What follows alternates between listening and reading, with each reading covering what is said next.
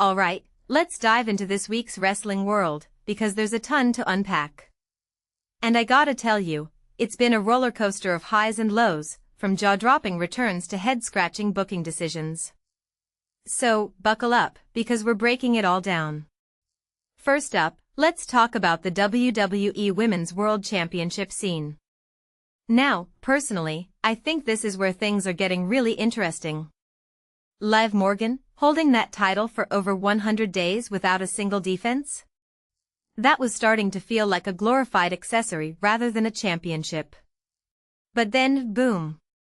Becky Lynch and Stephanie Vaquer show up, and suddenly, the division feels alive again. What makes this really interesting is the dynamic between these three. Lynch, seemingly leaning into a babyface role, calling out Morgan for her lack of defenses, that's gold. And Vaquer? Her actions speak louder than words, and that stare down with Lynch? Chef's kiss. In my opinion, this is exactly what the division needed. A detail I find fascinating is how Lynch's promo, despite some misses, still landed the key points. It's a reminder that sometimes, it's not about perfection, but about the impact. What this really suggests is that WWE is finally giving the women's division the spotlight it deserves, and I'm here for it. Now, let's pivot to AEW, specifically the Trios Championship scene. And honestly, I'm not sure where to start because it's a bit of a mess. The Demand losing the titles after just 7 days? That's not just a loss, it's a statement about how the Trios division is being handled.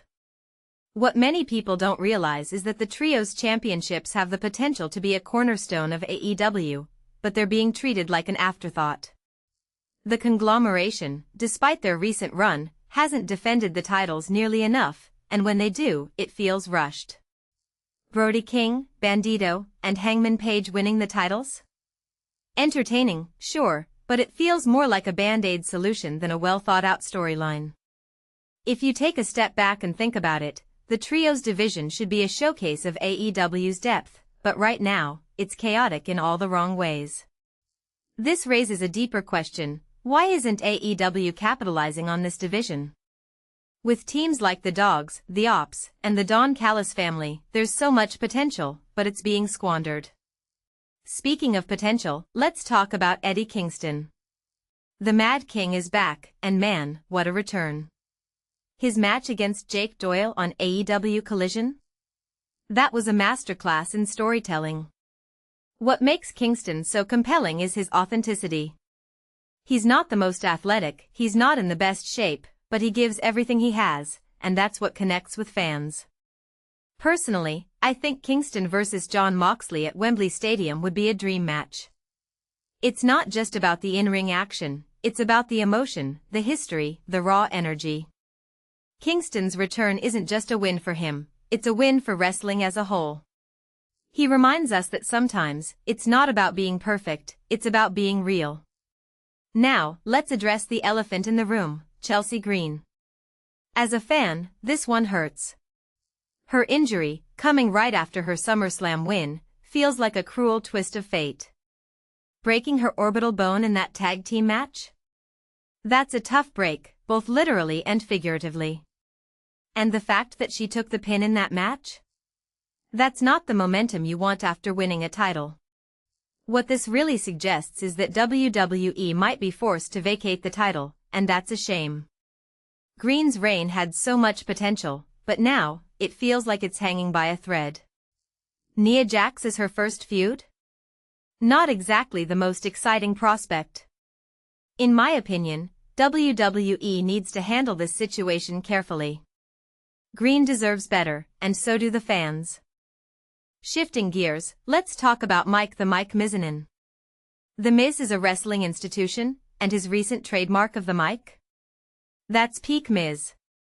What makes this really interesting is how he turns a cheeky nickname into a branding opportunity. It's like he's playing 4D chess while everyone else is still figuring out the rules. Personally, I think The Miz is one of the most underrated performers in wrestling. He's versatile, he's professional, and he's always game for whatever WWE throws at him. Whether he's a champion or a zombie Frankenstein, The Miz delivers. What this really suggests is that longevity in wrestling isn't just about in-ring ability, it's about adaptability, and The Miz has that in spades. Finally, let's touch on AJ Styles and his son Avery. Now, I get it, a father defending his son is natural. But AJ's intervention in Avery's situation? That might have done more harm than good. Avery's still finding his footing in the wrestling world, and AJ's comments about him being too good to help set up the ring? That's not going to win him any favors with his peers. What many people don't realize is that wrestling is as much about respect behind the scenes as it is about performance in the ring. Avery will pay his dues, and this will all pass, but AJ, let your son fight his own battles. In my opinion, this is a learning moment for both of them. Wrestling is a family, but it's also a business, and sometimes, those lines can get blurred. So, there you have it. A week of highs and lows, wins and losses, but most importantly, a week that reminds us why we love this crazy world of wrestling. What's your take? Who do you think were the real winners and losers this week? Let me know in the comments, and don't forget to like and subscribe for more wrestling breakdowns. Until next time, keep it locked.